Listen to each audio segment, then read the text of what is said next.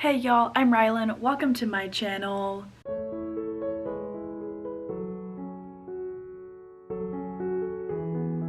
As I mentioned in my previous two vlogs from October so far, we are in the middle of the Spooktober readathon, and as of today, Monday, October 20th, part 2 has started. Because in my first two vlogs, I was able to make it to the haunted house of the game board that we were playing from.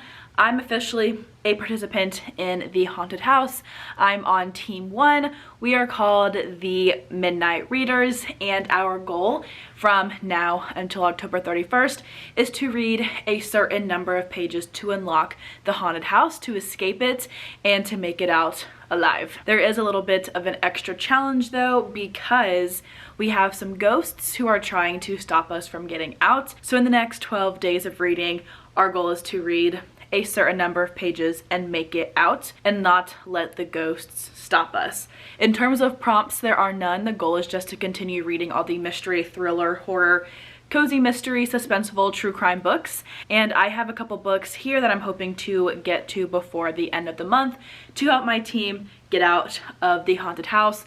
I'll read more than this and I'll update y'all, of course, as the next week and a half or so go by. But this is my initial list of books I want to prioritize for the haunted house. First up is actually an ebook that I'm currently in the middle of reading. I am already about 73% of the way through it, and I started this morning at like 40%, so all the pages that I read today onward will count for this book, because I looked up on Storygraph and it is considered to be a mystery romance. It is tagged that way on Storygraph, so I'm able to actually count it for this readathon, even though I wasn't quite sure I would be able to.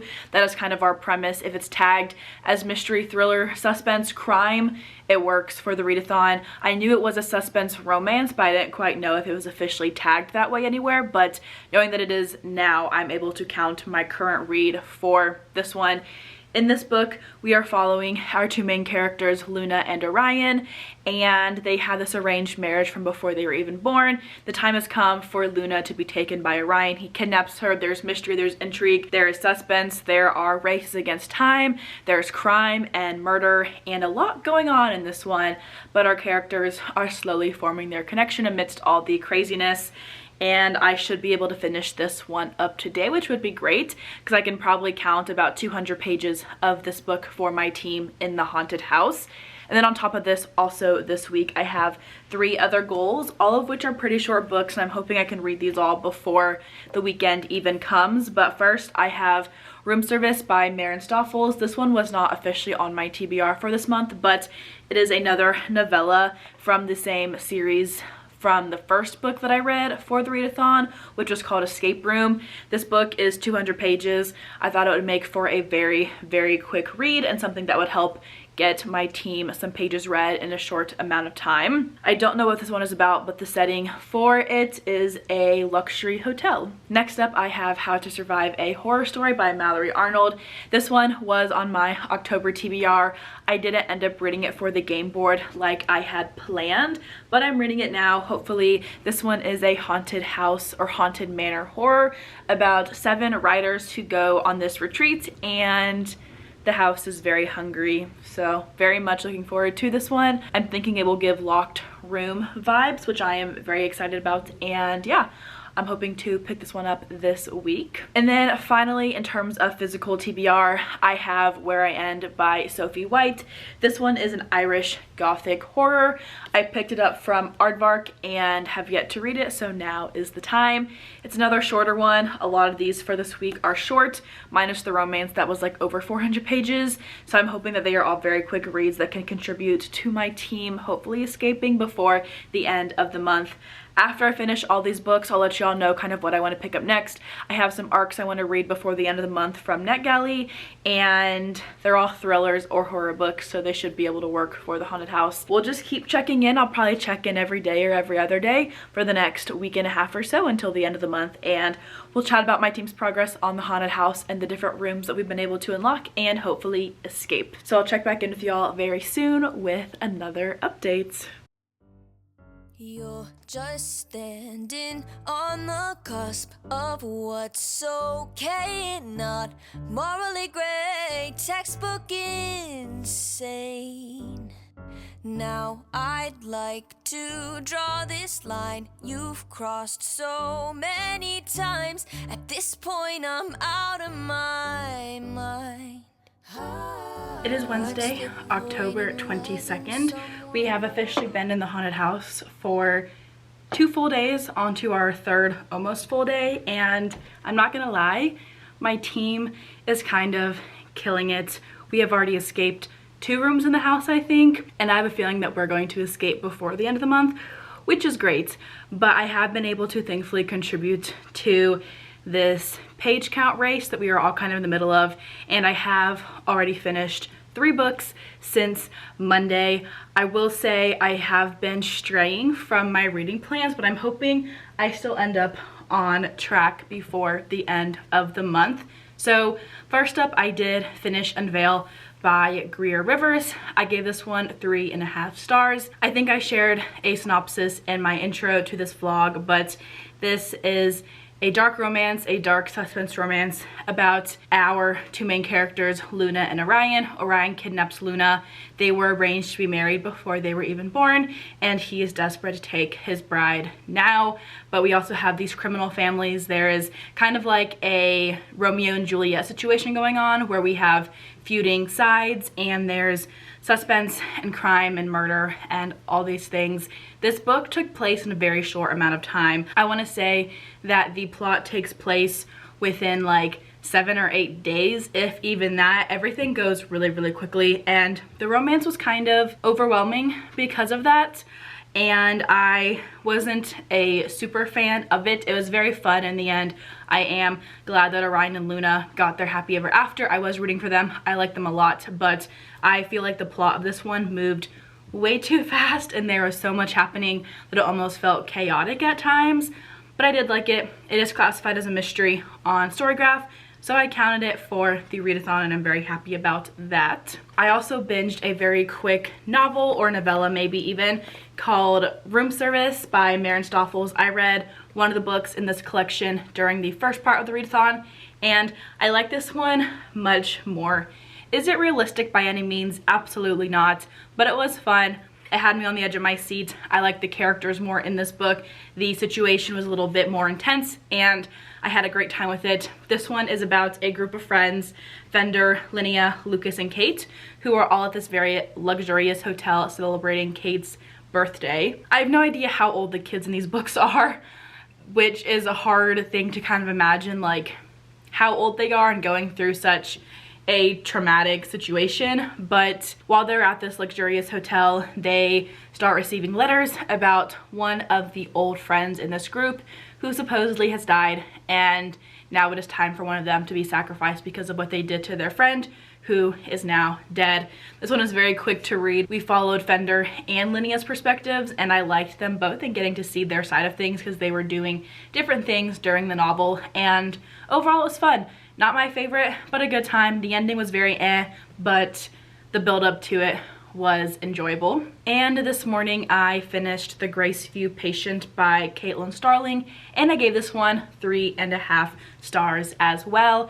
This is a body horror, medical, gothic horror that follows our main character Margaret, who has a very rare autoimmune disease, and she is given the chance to participate in this trial for the next several months where she gets to live full-time in this hospital, and they tear her body apart with the purpose of building it back up for her to be healthy again. And the longer she's there, the worse things get, the more painful things get. We have hallucinations and some psychosis in this one. We have a lot of body horror, mentions of blood, and things squirming around. I actually had a great time with this one. I don't read a ton of body horror anymore. It kind of scares me after reading books like The Troop by Nick Cutter. I haven't gravitated toward this a ton. It's just a lot to take in a short amount of time, but this one wasn't too over the top in my opinion. I did have the audiobook for it, and it was like an 8-hour audiobook, so it was very quick to get through. The ending I felt a little bit perplexed by, and I was more confused at the end than I probably should have been, but Overall, if you like books that are claustrophobic, isolated, gothic, take place in hospitals, and questions a lot of reality and what's real and what's not, I would recommend checking this one out. I had a great time with it. I do want to read more by this author. I had an arc on NetGalley, and I'm glad that I was able to check it off my list. And currently, I am reading a cozy mystery called Poisoned Ivy by Avarani. This is a cozy mystery romance that just came out and is about secret societies and a mystery on an Ivy League college campus. I'm not super far into it yet. I'm maybe 10% if that, but it's been fun so far, entertaining, and I'm excited to see where it goes. As of right now though, I am just happy to have been able to contribute to my team's progress in the haunted house, and we'll see how many days it takes us to escape, because I'm sure we'll be getting out before the end of the month at the rate that we are going right now. But there's quick updates, all the books that I've read. Ideally, I start where I end also this week. I've not picked up the 2 other physical books I had on my TBR for this part, but there's still lots of time, so hopefully this one comes up very soon. It's not likely, it's so unlike me. I can't shake this feeling, 'cause I think I'm falling for the villain, and it's not looking like a good decision. And I try so hard to understand this, and you won't attempt to reprimand it. Should I sit, take it in, let it all unfold, or just say no?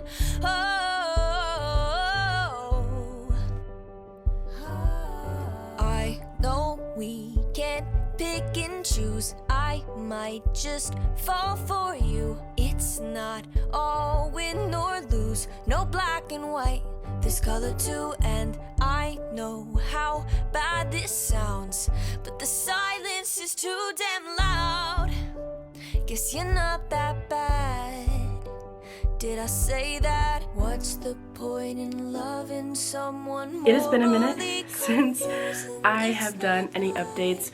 We are already almost all the way through October. It is Tuesday, October 28th. We have 4 more days of the readathon, and I've got a lot of updates for y'all. I have been sick with some sort of cold the last couple days. I'm still kind of getting over it, I think, but we're on the up and up. I have been able to read a lot since then, thankfully, but I just have not felt like updating y'all, so it's probably been 4 or 5 or 6 days since my last update. But we have some books to chat about. I have finished 5 books, I believe, since my last update. 2 of them were just novellas or short stories, so I'm not gonna chat about those really. I might mention them at the end of this clip, but I have finished 3 novels and should be finishing up my 4th one today since my last update. In my last clip, I believe I mentioned that I had started Poisoned Ivy by Avarani. This is a cozy mystery romance, and I ended up finishing it, gave it 4 stars. I did really enjoy it. In this book, we are following our 2 main characters, Melina, and I think the male main character's name is Conrad for some reason. Yep, that's correct. Okay, I did not forget it yet, but we are following these 2 characters. They end up learning about some potential mystery that is happening on their Ivy League college campus regarding some paintings and forgeries, and while they team up as partners to solve this mystery, to find the answers for a journalism contest, they end up falling in love in the process. I did think that this one was very cute. I was a little bit lost on the mystery for a short while, but I did end up understanding what was going on, what exactly the mystery about these paintings was, and I had a great time reading this one. This is my first book by Avarani. It was such a great combo of cozy mystery with some romance sprinkled in as well, of course. Definitely a slow burn between our 2 main characters. I am glad that we got to see them develop as a team before they succumbed to their attraction. I thought that was a very nice introduction and way to really showcase their chemistry and attraction before anything actually ends up happening between them. So I did really like this one. I loved the bits of culture and getting to watch Melina figure out who she is as a person and want to have her own freedom and individuality, and creating space from her family while still loving them in order to have that, because with her parents' grip on her life, she was having a very hard time figuring out who she was. I thought that was a very deep and emotional addition to the story, and I ended up very much enjoying it. In terms of novels, I also started and finished an Agatha Christie, The Murder on the Links. I gave this one 3 stars. It's been a minute since I've read anything by Agatha Christie, and this one was just fine to me. I think that our main character, the detective Hercule Poirot, is very entertaining, but this one just kind of fell all over the place, which I guess is kind of how a lot of her mysteries go, because you think it's gonna go in one direction, something else ends up happening instead. But this one was just fine for me. It takes place kind of near a golf course when this wealthy man predicts his own death. He ends up dying, and Poirot is somehow led to the scene and helps them figure out who is behind it.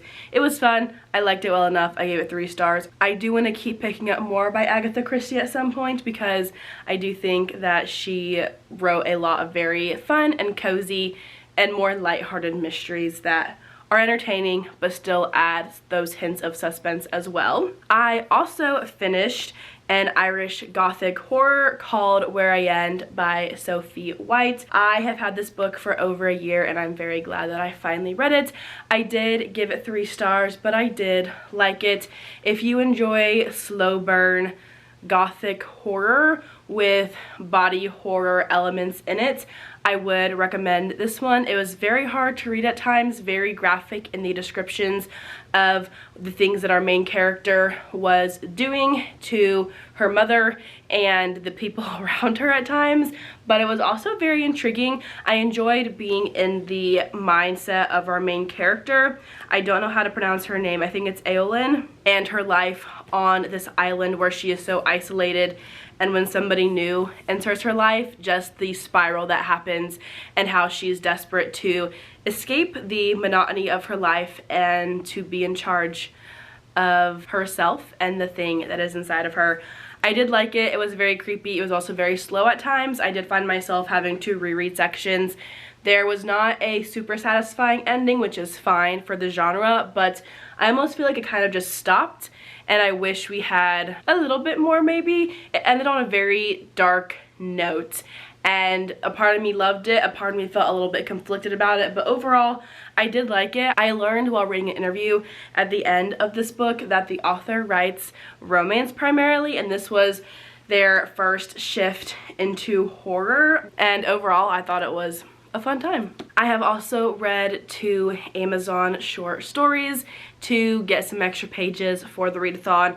First being Death Row by Frida McFadden. I gave this one 3 stars. To give a quick synopsis, because it's like an 80-page story, this one is about a woman who is on death row for killing her husband, but is convinced that she is innocent. I gave that one 3 stars, and then the other one that I read was The Ex-Wives Club by Sally Hepworth, and I gave this one 2 stars. The ending was honestly terrible, but this one is about a group of women who were all married to the same man at different times, but they have their own little club now, and there is this very large scheme to finally get rid of the husband, who is not a very great man. So I read those 2 as well, just to kind of get my team some extra pages.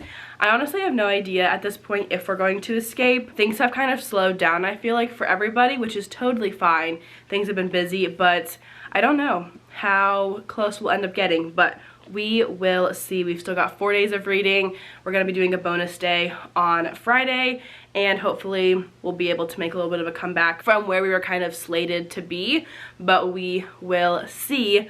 I am also about to finish another book today for my team, and it is my last physical Spooktober book, which I'm very happy that I read my entire physical TBR. I do think I have 2 more ebooks on my TBR that I may or may not end up getting to this month. I may push those into NetGalley November because they were NetGalley arcs, but I'm very happy that I was able to check off so many books from my October TBR almost everything has been read and I'm very happy about that. But the last physical book that I had on my TBR for the month was How to Survive a Horror Story by Mallory Arnold.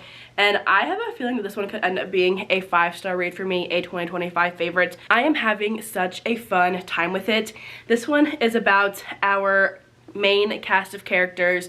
They are mostly all writers in some capacity, and after the most famous horror author dies, they are invited to his house under the guise of receiving something from him in his will. Little do they know that in the famous author's mind, his name is Mortimer, I believe. Yeah, Mortimer Queen. He believes that they have all wronged him somehow, and trapping them inside of his house is his revenge from his deathbed. And they must solve all these riddles to escape. We've already had some deaths occur in this one. The setting is so fun. I love the games and just the house that they're in. It's very creepy, very quick read as well. I really enjoy getting to follow all of these different perspectives of the writers who are inside this house. The locked room trope is one of my favorites, and that is very much what this one is. I would honestly love to see it as a movie as well as just a thriller maybe potentially, but overall I am having a great time with it. Definitely gives me a 5-star feeling. At this point I have under 100 pages left, so I'm about to go host some live sprints and plan to finish this one while I'm reading. After that, I'm not quite sure what I will end up picking up, but hopefully I can squeeze in a few more thriller and mystery books before the end of the month. I think I'm kind of done with horror for right now, but mysteries and thrillers are very much fair game. I'll try to hop back in here on both Thursday and Friday as we get ready to wrap up the readathon with more progress. I do plan to read a lot those 2 days because that'll be the last chance our team has to escape, and I want to do all that I can to help. But otherwise, I'm just gonna keep reading. We'll see what I end up picking up for the next couple days, and we'll chat more very soon. Unlike me. Oh, I can't shake this feeling, 'cause I think I'm falling for the villain, and it's not looking like a good decision. Oh, and I try so hard to understand this, and you won't attempt to reprimand this. Should I see it, take it in, let it all unfold, or just say no? Should I say no? Should I say no? I can't say no.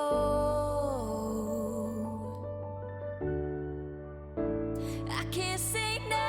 Oh, I can't shake this feeling, 'cause I think I've fallen for the villain, and it's not looking like a good decision. Oh, and I try so hard to understand this, and you won't attempt to reprimand it. Should I see it, take it in, let it all unfold? I can't say no, I can't say no. Oh, I can't shake this feeling, 'cause I It is somehow already October 30th. I don't know where the last couple of days have gone, but they are gone. They have left, and we have 2 days left before the readathon is over. I'm hopping in here with another update because I have made some reading progress. Of course, I did end up finishing How to Survive a Horror Story by Mallory Arnold, and I gave this one 5 stars. If you like locked room mysteries that also give horror vibes and kind of thriller vibes but aren't anything over the top, I would highly recommend checking this one out. I thought it was so much fun. I'm so glad that I finally picked it up, got to it. This author is local to me, and I'll definitely be checking out more of her books once she starts releasing some more. But honestly, I just had a fun time with this. The vibes were immaculate for Halloween, and I had a great time reading it. After finishing that one, I have also started a couple other books. One being The Storm by Rachel Hawkins. This one is an upcoming 2026 thriller release. It has now been 2 years almost since Rachel Hawkins has published a thriller.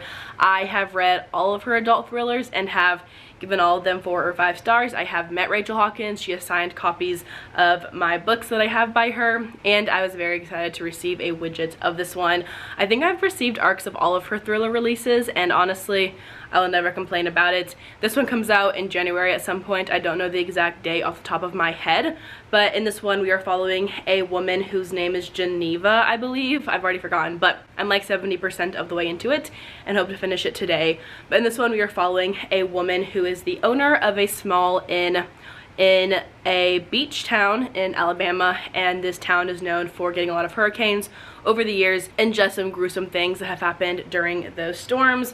Also in this town, there was this very big trial when 40 years before, I think 40-ish years before, a woman was accused of murdering the governor's son.